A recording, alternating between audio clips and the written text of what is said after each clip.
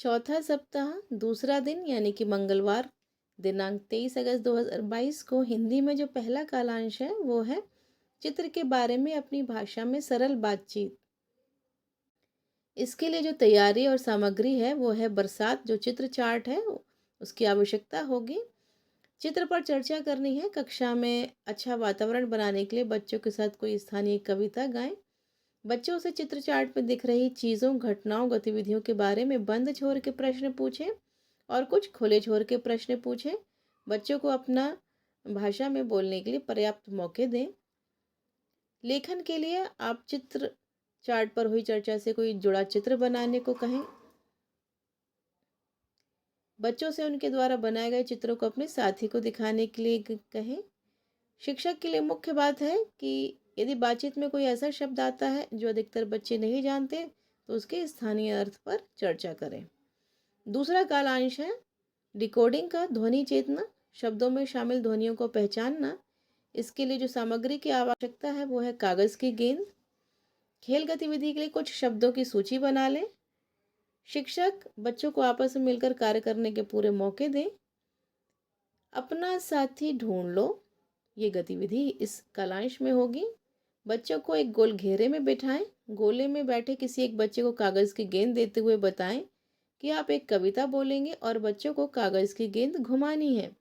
कविता खत्म होने पर जिसके पास गेंद होगी वह अपने मित्र का नाम सार्थक ध्वनियों में तोड़ते हुए बोलेगा। पहले आप स्वयं बच्चों को एक दो उदाहरण दें।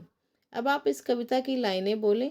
एक अकेली या एक अकेला धूप में बैठा रो रहा या रो रही, उसका साथी कोई नहीं, उठो रे साथी मुंह धो लो, अपना साथी ढूंढ लो। कविता खत्म होने पर जिसके पास गेंद होगी वह अपने किसी दोस्त सहेली का नाम सार्थक ध्वनियों में तोड़कर बताएगा। इसी क्रम से खेल जारी रहेगा। सभी बच्चों को उनके दोस्त के नाम बोलने का अवसर दें। लेखन कार्य के लिए बच्चों से कार्य पुस्तिका के पाठ 20 पर कार्य करने के लिए कहें और आवश्यकता अनुसार उनकी सहायता करें। तीसरा कालांश है आदर्श वाचन एवं साझा पठन। इसके लिए बिग बुक शेर की गुफा की आवश्यकता होगी। शिक्षक पहले से ही कहानी पढ़ लें। सभी बच्चे गतिविधि में शामिल हों, इस बात का ध्यान रखें। कालांश की शुरुआत छोटी कविता से करें, फिर पिछले दिनों हुई चर्चा का दोहराव कुछ प्रश्नों को पूछकर करें। कहानी को 2 बार आदर्श रूप से पूरे हाव भाव उतार चढ़ाव के साथ पढ़ें। शब्दों पर उंगली रखते हुए पढ़ें। एक बार फिर से कहानी पढ़ें। इस बार बच्चों को आपके साथ साथ कहानी पढ़ने को कहें। पढ़ने के दौरान आप उन जगह पर रुक जाएं जहां बच्चे कहानी या चित्रों के आधार पर खुद से कुछ शब्द जोड़ सकें। इस प्रक्रिया को 2-3 बार दोहराएं और कहानी पर आधारित खुले छोर के प्रश्न बच्चों से पूछें। अंत में आप कहानी के कुछ मुख्य शब्दों को बोर्ड पर लिखें, इन्हें 3-4 बार पढ़ें और बच्चों को भी इन शब्दों के पठन का अभ्यास करवाएं। शिक्षक देखें कि सभी बच्चे कहानी समझ पाएं। यदि नहीं समझ पा रहे तो उनकी सहायता करें। चलिए अब वो कार्य पुस्तिका का पेज देख लेते हैं। यह है वो पेज, पाठ 20 सप्ताह 4 का दूसरे दिन के लिए। चित्रों को उनकी परछाई से मिलाना है। दूसरी एक्सरसाइज है चित्र देखकर रंग भरना है। और तीसरी है कि चित्र में क्या हो रहा है ये अपने साथी को बताना है। ये आपको कार्य पुस्तिका के पेज नंबर 35 पर मिल जाएगी। अब गणित के कालांश देख लेते हैं। गणित में चौथे सप्ताह में दूसरे दिन दूसरी अभ्यास गतिविधि करानी है। इसका नाम है सर, कमर और पैर। इसका उद्देश्य है बच्चे देखने, सुनने व समझने के समन्वय के खेल के माध्यम से समझ सके। इसके लिए तैयारी है सभी बच्चे घेरे में एक साथ खड़े होकर इस गतिविधि को करें। इसके लिए बच्चे और शिक्षक की आवश्यकता होगी।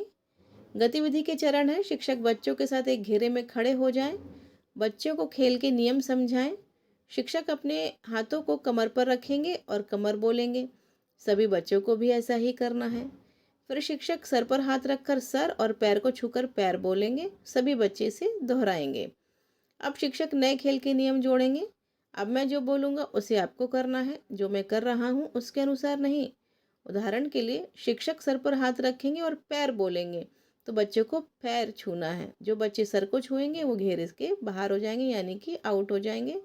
इस प्रकार खेल आगे बढ़ता जाएगा। बच्चे इस खेल को बड़े मज़े के साथ खेलेंगे।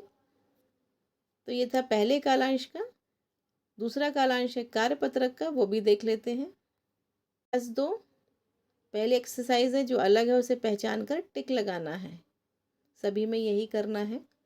उसके बाद ये चेक करके बच्चों को बताना है कितने आपने किस स्तर का कार्य किया है। अच्छा, तीसरा कालांश है, उसमें पहले कालांश की गतिविधि दोहरानी है हर बार की तरह।